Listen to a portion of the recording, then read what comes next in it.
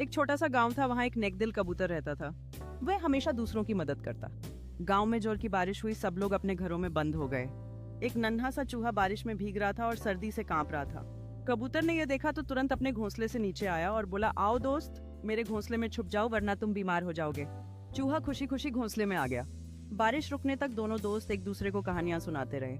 बारिश खत्म होने के बाद चूहे ने कहा, दोस्त, तुमने आज मेरी जान बचाई, मैं हमेशा तुम्हारी दोस्ती निभाऊंगा।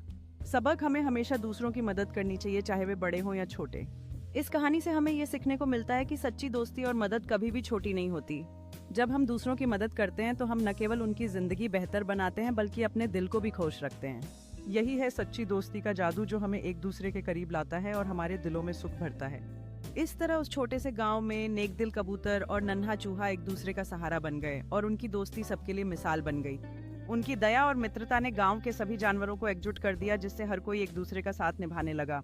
इस प्रकार गांव में एक नई ऊर्जा का संचार हुआ, जहां सबने मिलकर हर चुनौती का सामना किया।